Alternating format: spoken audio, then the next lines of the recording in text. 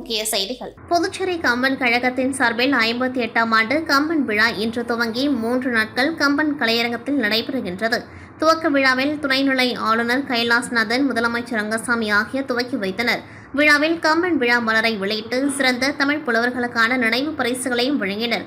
மேலும் கம்பன் கழகம் சார்பில் பள்ளி கல்லூரி மாணவ மாணவிகளுக்கு நடத்தப்பட்ட பேச்சு, கவிதை, கட்டுரை போட்டியில் பரிசுகள் வென்ற மாணவ மாணவிகளுக்கு ரொக்க பரிசு மற்றும் சான்றிதழ்கள் வழங்கப்பட்டது. அதோடு கம்பன் கழக புதிய வாழ்நாள் உறுப்பினர்கள் கௌரவிக்கப்பட்டனர். முன்னதாக துணைநிலை ஆளுநர் அருணகிரியார் உருவப்படத்திற்கு மலர் தூவி புகழஞ்சலி செலுத்தினார்.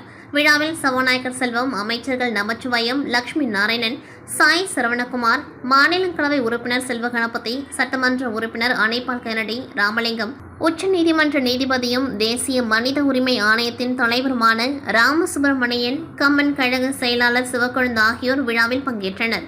முன்னதாக விழாவில் பேசிய துணைநிலை ஆளுநர் கைலாஸ்நாதன், இன்றைய காலகட்டத்தில் மனித சமுதாயம் எதிர்கொள்கின்ற பல சிக்கல்களுக்கான தீர்வுகள் கம்ப ராமாயணத்தில் இருப்பதாகவும், ஒரு அரசனின் பொறுப்பு, குடிமக்களின் நலம், நேர்மையான வாழ்க்கை, நம்பிக்கையான உறவு எல்லாம் இந்த காவியத்தில் இருப்பதாகவும் தெரிவித்தவர், நாடு முழுவதும் உள்ள மக்கள் அனைவரும் சகோதரத்துவ உணர்வோடு வாழ்கிறார்கள் என்பதை மிக அழகாக எடுத்து கூறிய காவியம் கம்ப ராமாயணம் என்று பெருமிதம் கொண்டார்.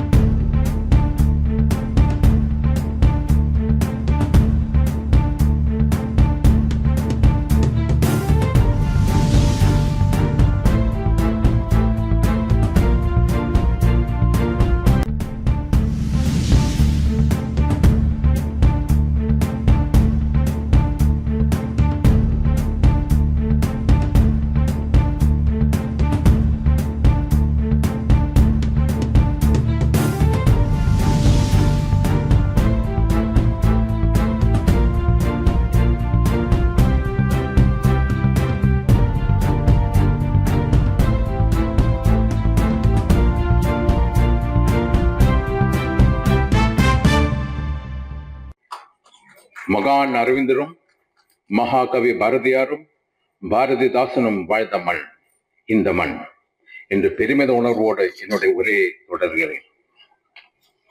அதற்கு முன்பாக ஒன்று சொல்ல வேண்டும். இங்கே தமிழ் அறிஞர்கள் அமர்ந்திருக்கிறார்கள். உங்கள் முன்னிலையில் கம்பரை பற்றி பேசும் அளவிற்கு எனக்கு தமிழில் புலமையே கிடையாது. சுமார் 45 ஆண்டு காலம் குஜராத்தில் பணி செய்துவிட்டு புதுச்சேரி வந்த பிறகுதான் என்னுடைய தமிழ் அறிவை புதுப்பித்துக் கொண்டு வருகிறேன். நம்முடைய நாடாளுமன்ற உறுப்பினர் செல்வகணேசார் சொன்னார், நீங்கள் இந்த விழாவில் பேச வேண்டும் என்று கேட்டுக்கொண்டதால் நான் பேசுகிறேன். அது இல்லாமல் ஜஸ்டிஸ் ராமசுப்ரமணியன் சாரோட பேச்சை கேட்கிறதுக்கும் நானும் அவளாக இருந்தேன். இதில் எதுவும் தவறு இருந்தால் தமிழ் அறிஞர்கள் அதை பொறுத்துக் கொள்ள வேண்டும்.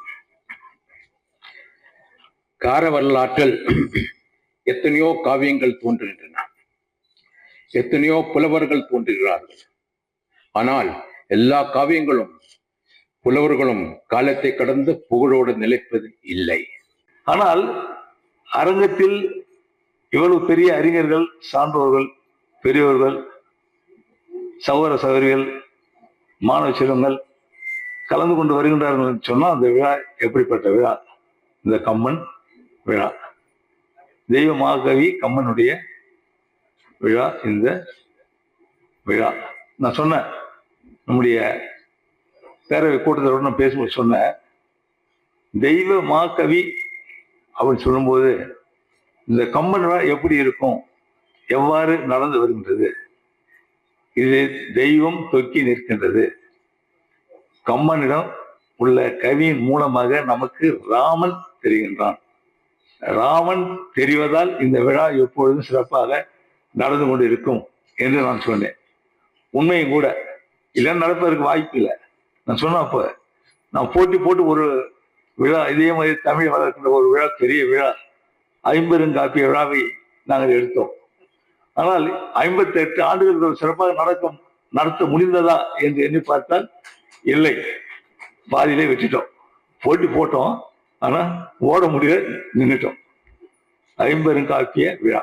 ஆனா இந்த கம்பன் விழா புதுச்சேரியில இவ்வளவு சிறப்பாக, கம்பன் கழகம் பல இருக்கிறது, இது இந்த புதுச்சேரி கம்பன் கழகம் சிறப்பாக இந்த கம்பன் விழாவினை கொண்டாடி கொண்டு வருகின்றது சொன்னால் அது தெய்வம் இருக்கின்றது, ராமன் இருக்கின்றான். அதனாலதான் இந்த விழா சிறப்பாக இங்கே நடந்து கொண்டு இருக்கின்றது.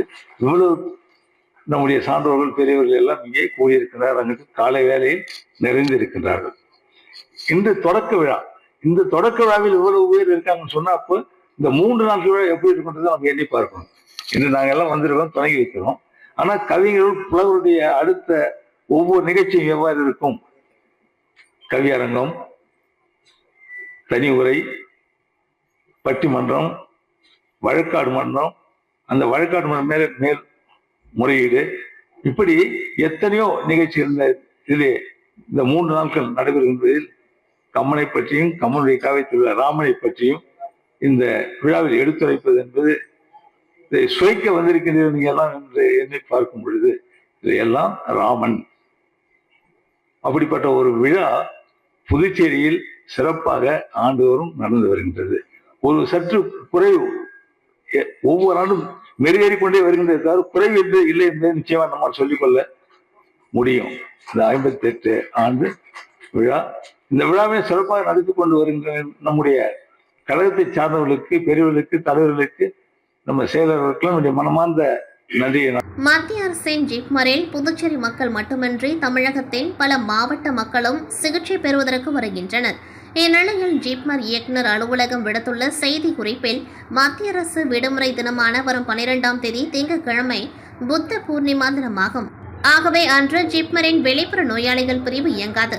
ஆகவே திங்கட்கிழமை அன்று நோயாளிகள் ஜிப்மர் வருவதை தவிர்க்க வேண்டும். அதே நேரத்தில் அவசர சிகிச்சை பிரிவு அனைத்தும் வழக்கம் போல இயங்கும் என குறிப்பிடப்பட்டுள்ளது. கத்தோலிக்க கிறிஸ்தவர்களின் தலைவரான போப் பிரான்சிஸ் ஏப்ரல் 21ஆம் தேதி உடல்நலக் குறைவால் காலமானார். இதனையடுத்து புதிய போப்பை தேர்வு செய்வதற்கான நடைமுறைகள் தொடங்கின. புதிய போப் தேர்வானதை குறிக்கும் வகையில் வாடிகனின் சிஸ்டைன் தேவாலயத்தின் புகைப்போக்கில் இருந்து நேற்று வெண்புகை வெளியேற்றப்பட்டது. கார்டினன்கள் தங்கள் மாநாட்டின் 2வது நாளில் கத்தோலிக்க திருச்சபையை வழிநடத்துவதற்கான 267வது போப்பை தேர்வு செய்தனர். முதல் முறையாக அமெரிக்காவை சேர்ந்த கார்டினல் ராபர்ட் பெர்வோஸ்ட் என்பவர் புதிய போப்பாக தேர்வு செய்யப்பட்டார். இனிமேல் அவர் 14ஆம் லியோ என அழைக்கப்படுவார் என்று தெரிவிக்கப்பட்டது. புதிய போப்பாக தேர்ந்தெடுக்கப்பட்ட 14ஆம் லியோ மக்கள் முன் தோன்றினார். வில்லியனூர் தொகுதிக்குட்பட்ட உதயம்பட்டு ஸ்ரீ முத்து மாரியம்மன் கோவில் திருப்பணிக்காக புதுச்சேரி அரசின் இந்து சமய அறநிலையத்துறை சார்பில் ரூபாய் 14 லட்சம், சரோஜா வெங்கடாச்சலம் குடும்பத்தினர் ரூபாய் 1 லட்சம், பாண்டரங்கன் குடும்பத்தினர் ரூபாய் 1 லட்சம், மணிகண்டன் வெங்கடேசன் குடும்பத்தினர் ரூபாய் 1 லட்சம் என மொத்தம் 17 லட்சம் ரூபாயை சட்டமன்ற எதிர்க்கட்சித் தலைவரும் தொகுதி சட்டமன்ற உறுப்பினருமான சிவா அவர்கள் முன்னிலையில் கோவில் அறங்காவலர் குழுவினரிடம் இன்று வழங்கப்பட்டது. இந்நிகழ்ச்சியில் கோவில் நிர்வாக அதிகாரி பர்குணன் மற்றும் ஊர் முக்கியஸ்தர்கள் குலசேகரன், செல்வம், மகாலிங்கம், மூர்த்தி, மாரி, பாலு, பன்னீர்செல்வம், சண்முகம், முருகன், சுந்தரமூர்த்தி, ஆறுமுகம், கணபதி, கோகுலகிருஷ்ணன், பிருத்திவிராஜ், பிரகாஷ்ராஜ், சந்திரேஷ், ராஜேந்திரன், சூர்யா, சபரிநாதன் மற்றும் திமுக தொகுதி செயலாளர்கள் மணிகண்டன், இளஞ்சொழிய பாண்டியன், பொருளாளர் கந்தசாமி, ஜனா, கதிரவன், கார்த்திக், ராஜேஷ் உள்ளிட்டோர் கலந்து கொண்டார்கள். ஆன்லைன் செயலியில் முதலீடு செய்தால் இரட்டிப்பு லாபம் தருவதாக 1000க்கும் மேற்பட்டோரை ஏமாற்றி பல கோடி ரூபாய் சுருட்டிய மோசடி கும்பல் மீது புதுச்சேரி சைபர் கிரைம் போலீசில் புகார் குவிந்து வருவதால் போலீசார் வழக்கு பதிவு செய்து தீவிர விசாரணை மேற்கொண்டு வருகின்றனர். வாட்ஸ்அப், ஃபேஸ்புக் உள்ளிட்ட ஆன்லைன் மூலமாக அதிக லாபத்தை கொடுக்கிறோம் என்று பொதுமக்களை ஏமாற்றுவது நாடு முழுவதும் அதிகரித்து வருகின்றது. புதுச்சேரியில் சைபர் கிரைம் குற்றங்களை தடுக்க போலீசார் பல்வேறு விழிப்புணர்வுகளை ஏற்படுத்தினாலும் ஆன்லைன் மோசடி கும்பல் பொதுமக்களின் ஆசையை தூண்டி தங்களின் வலைகளில் வீழ்த்தி மோசடி செய்து வருகிறார்கள். அதன்படி ஆன்லைன் மோசடி கும்பல் உருவாக்கிய ஷாப்பி பை உட்பட பல்வேறு செயலிகள் பதிவிறக்கம் செய்து முதலீடு செய்தால் இரட்டிப்பு லாபம் தரப்படும் என்றும், அதன்படி 3500 ரூபாய் கட்டணம் செலுத்தினால் 30 நாட்களுக்கு தினசரி 112 ரூபாய் தருகின்றோம், 23,000 ரூபாய் செலுத்தினால் 60 நாட்களுக்கு தினசரி 805 ரூபாய் கொடுக்கின்றோம் என்றும், மேலும் 28,000 ரூபாய் செலுத்தினால் 30வது நாளில் தங்கமாக வாங்கிக் கொள்ளலாம் அல்லது 1,08,000 ரூபாய் பெற்றுக் கொள்ளலாம் என்பன போன்று பல்வேறு ஆசை வார்த்தைகளை நம்பி புதுச்சேரியில் ஆயிரக்கணக்கானோர் பணத்தை முதலீடு செய்து ஏமாந்துள்ளனர். மேலும் பணம் செலுத்திய ஒரு சிலருக்கு மட்டும் 60 நாட்களுக்கு மோசடி கும்பல் சொன்னபடி பணத்தை கொடுத்ததுடன் முதலீடு செய்த பணத்தையும் திருப்பி கொடுத்துள்ளனர். ஆனால் பலருக்கு எந்த பணமும் வராததால் புதுச்சேரி சைபர் கிரைம் போலீசில் தற்பொழுது புகார்கள் குவிந்து வருவதால் போலீசார் வழக்கு பதிவு செய்து விசாரணை மேற்கொண்டு வருகின்றனர். மேலும் பொதுமக்கள் ஆன்லைன் மூலம் வரும் மொபைல் செயலி லிங்கில் பண முதலீடு செய்தால் அதிக லாபம் கிடைக்கும் என்றும் தங்கம் தருகின்றோம் போன்ற ஆன்லைன் விளம்பரத்தை நம்பி யாரும் முதலீடு செய்ய வேண்டாம். ஆயிரக்கணக்கானோர் தங்களது பணத்தை இழந்துள்ளனர். அப்படி முதலீடு செய்தால் நீங்களும் பணத்தை இழக்க நேரிடும் என எச்சரித்துள்ளனர். புதுச்சேரி முருங்கப்பாக்கம் அரசு கேட்டரிங் கல்லூரி அருகே உள்ள மகாலட்சுமி நகரில் ஒரு வீட்டில் தடை செய்யப்பட்ட போதைப் பொருட்களான குட்கா, பான் மசாலா உள்ளிட்ட போதை வஸ்துக்களை பதுக்கி வைத்து விற்பனை செய்வதாக முதலியார்பேட்டை போலீசாருக்கு தகவல் கிடைத்ததை அடுத்து போலீசார் அந்த வீட்டை சோதனை செய்தனர். அப்பொழுது போலீசாரை கண்டதும் அங்கிருந்த 4 பேர் கொண்ட கும்பல் தப்பியோட முயற்சி செய்த பொழுது அவர்களை மடக்கி பிடித்த போலீசார் வீட்டில் மூட்டை மூட்டையாக பதுக்கி வைக்கப்பட்டிருந்த 4 லட்சம் ரூபாய் மதிப்பிலான குட்கா, பான் மசாலா உள்ளிட்ட பல்வேறு போதை வஸ்துக்களை பறிமுதல் செய்தனர். மேலும் அவர்களிடம் நடத்திய விசாரணையில் ஹைதராபாத்தை சேர்ந்த விஜயகுமார், திருநெல்வேலி சித்திரகுமார், சென்னை சோழிங்கநல்லூர் சந்தானராஜ், ராஜஸ்தான் மாநிலத்தை சேர்ந்த சுரேஷ் என்பது தெரியவந்தது. இந்நிலையில் சித்திரகுமார், சுரேஷ் ஆகியோர் குட்கா பொருட்களை வெளி மாநிலங்களில் இருந்து வாங்கி வந்து அதனை வாடகை வீடெடுத்து பதுக்கி வைத்து கல்லூரி மாணவர்களை குறிவைத்து விற்பனை செய்தது தெரியவந்தது. இதனையடுத்து முதலியார்பேட்டை போலீசார் வழக்கு பதிவு செய்து விஜயகுமார் உட்பட 4 பேரை கைது செய்து ஒரு கார், 7 மொபைல் போன், 43,000 ரொக்கம் ஆகியவற்றை பறிமுதல் செய்து நீதிமன்றத்தில் ஆஜர்படுத்தி காலாப்பட்டு மத்திய சிறையில் அடைத்தனர். புதுச்சேரி முத்தியால்பேட்டை காந்தி வீதியில் புதுவை பாரதியார் கிராம வங்கி செயல்பட்டு வருகின்றது. இங்கு பராமரிப்பு பணிகளுக்காக வெல்டிங் பணி நடைபெற்று வந்த நிலையில் அதிகப்படியான மின் சுமை காரணமாக திடீரென மின்சார பெட்டியில் பழுது ஏற்பட்டு தீப்பிடித்து எரிந்து தீ மலமளவென மின் ஒயர்கள் மூலம் மற்ற இடங்களுக்கு பரவியதால் ஊழியர்கள் அலறியடித்து வெளியே ஓடி வந்தனர். மேலும் இச்சம்பவம் குறித்து வங்கி ஊழியர்கள் தீயணைப்புத் துறைக்கு தகவல் தெரிவித்ததை தொடர்ந்து சம்பவ இடத்திற்கு விரைந்து வந்த தீயணைப்புத் துறையினர் தண்ணீரை பீச்சடித்து தீயை கட்டுக்குள் கொண்டு வந்ததால் பெரும் அசம்பாவிதங்கள் தவிர்க்கப்பட்டது. மேலும் வங்கியில் ஏற்பட்ட திடீர் தீ விபத்து காரணமாக வங்கிக்கு வந்த பொதுமக்கள் நீண்ட நேரம் காத்திருந்தனர். புதுச்சேரி கதிர்காமம் தொகுதியில் சட்டமன்ற எதிர்க்கட்சித் தலைவர் சிவா அவர்கள் நேர்மோர் பந்தலை திறந்து வைத்து பொதுமக்களுக்கு இளநீர், தர்பூசணி உள்ளிட்ட குளிர்ச்சியான பொருட்களை வழங்கினார். கழக தலைவர் தமிழ்நாடு முதல்வர் மு.க. ஸ்டாலின் அறிவுறுத்தலின்படி கோடை வேளையிலிருந்து பொதுமக்களை காக்கும் பொருட்டு புதுச்சேரி கதிர்காமம் தொகுதியில் இளைஞரணி நிர்வாகி இசைமணி ஏற்பாட்டில் நேர்மோர் பந்தல் திறக்கும் நிகழ்ச்சி நடைபெற்றது. தொகுதி செயலாளர் வடிவேலு முன்னிலையில் நடைபெற்ற நிகழ்ச்சியில் சட்டமன்ற எதிர்க்கட்சித் தலைவர் சிவா அவர்கள் கலந்து கொண்டு நேர்மோர் பந்தலை திறந்து வைத்து பொதுமக்களுக்கு நீர்மோர், இளநீர், தர்பூசணி, நுங்கு, கரும்புச்சாறு, வெள்ளரி பழம் உள்ளிட்ட குளிர்ச்சியான பொருட்களை வழங்கினார். இந்நிகழ்ச்சியில் சட்டமன்ற உறுப்பினர்கள் அனிபால் கென்னடி, செந்தில்குமார், பொதுக்குழு உறுப்பினர் பிரபாகரன், தொகுதி செயலாளர் சக்திவேல் உள்ளிட்ட ஏராளமான கழக நிர்வாகிகள் கலந்து கொண்டார்கள். புதுச்சேரி உப்பளம் தொகுதியைச் சேர்ந்த பாரதிதாசன் வீதியில் பழுதடைந்து முற்றிலும் ஆபத்தான நிலையில் உள்ள மின்கம்பத்தை மாற்றி வழங்க வேண்டும் என அப்பகுதி பொதுமக்கள் உப்பளம் தொகுதி சட்டமன்ற உறுப்பினர் அனிபால் கென்னடி அவர்களிடம் கோரிக்கை வைத்தனர். இதை உடனடியாக கவனத்தில் கொண்ட சட்டமன்ற உறுப்பினர் அவர்கள் பொதுமக்களை மின்துறை அலுவலகத்திற்கு அழைத்து சென்றார். அங்கு உதவி பொறியாளர் முத்தானந்தம் அவர்களை சந்தித்து சேதமடைந்த மின்கம்பத்தை மாற்றியமைக்க வேண்டியதையும் உடனடி நடவடிக்கை எடுக்க வேண்டியதையும் கேட்டுக்கொண்டார். மேலும் உப்பளம் தொகுதிக்குட்பட்ட பல பகுதிகளில் 30க்கும் மேற்பட்ட மின் விளக்குகள் செயலிழந்து உள்ளதுடன் அதற்கேற்ப புதிய விளக்கு ஃபிட்டிங் தேவையாக உள்ளதாக கூறினார். இவைகளை விரைவில் பதித்து மின் வசதியை மேம்படுத்துமாறு பரிந்துரை செய்தார். இதையடுத்து வம்பக்கீரப்பாளையம் பாண்டி மெரினா எதிரே சுனாமி நினைவு சின்னம் அமைப்பதற்கான பூமி பூஜையை சட்டமன்ற உறுப்பினர் அனிபால் கென்னடி அவர்களால் துவங்கப்பட்டது. அந்த பகுதியில் பணிகள் நடைபெற மின் இணைப்பு அவசியமாக உள்ளதால் அதை வழங்கும்படியும் அவர் கேட்டுக்கொண்டார். மேற்கண்ட அனைத்து கோரிக்கைகளும் விரைவில் நிறைவேற்றப்படும் என உதவி பொறியாளர் முத்தானந்தம் சட்டமன்ற உறுப்பினர் அனிபால் கென்னடி அவர்களிடம் உறுதியளித்தார். இந்நிகழ்ச்சியில் தொகுதி செயலாளர் சக்திவேல், துணை செயலாளர் நிசார், கிளை செயலாளர் ராகேஷ், பொதுமக்கள் நாராயணன், ராமச்சந்திரன், ஸ்ரீனிவாசன், ஜெயராமன், ஆரோக்கியதாஸ், கலியபெருமாள் ஆகியோர் கலந்து கொண்டார்கள். புதுச்சேரி அரசு ஊழியர் சங்கங்களின் சம்மேளனம் முன்னாள் கௌரவ தலைவர் பாலமோகனன் 3ஆம் ஆண்டு நினைவேந்தல் மற்றும் கருத்தரங்கம் அரசு ஊழியர் சம்மேளன அலுவலகத்தில் நேற்று நடைபெற்றது. கருத்தரங்கில் அரசு ஊழியர் சம்மேளனம் பொதுச் செயலாளர் முனுசாமி வரவேற்றார். தலைவர் ரவிச்சந்திரன் தலைமை தாங்கினார். சீதாராமன், கீதா, பென்சன், ராஜ், இளங்கோவன், களியபெருமாள் ஆகியோர் முன்னிலை வகித்தனர். சிறப்பு அழைப்பாளராக தமிழக CITU மாநில துணைத் தலைவர் கருப்பையன் கலந்து கொண்டு அகில இந்திய வேலைநிறுத்தத்தில் ஏன் பங்கேற்க வேண்டும் என்ற தலைப்பில் சிறப்புரையாற்றினார். மேலும் இந்த கருத்தரங்கத்தில் அரசு ஊழியர் சங்கங்களின் சம்மேளன நிரந்தர செய்தி தொடர்பாளர் கலைமாமணி, டாக்டர் நமச்சிவாயம் மற்றும் அரசு ஊழியர் சங்கங்களின் சம்மேளன ஊழியர்கள் பலர் கலந்து கொண்டார்கள்.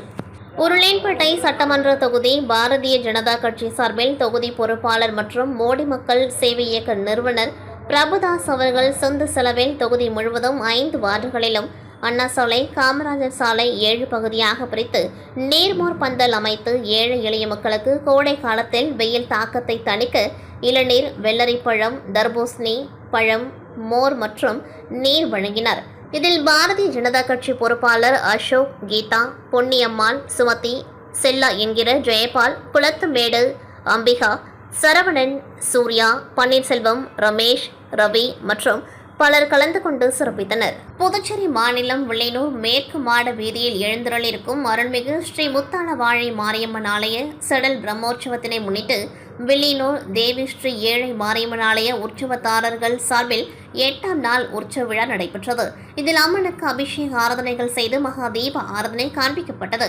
தொடர்ந்து பரசுராமர், காத்தவராயன், சிம்ம வாகனத்தில் அம்மன் திரு வீதியுலா மிக பிரம்மாண்டமான முறையில் நடைபெற்றது.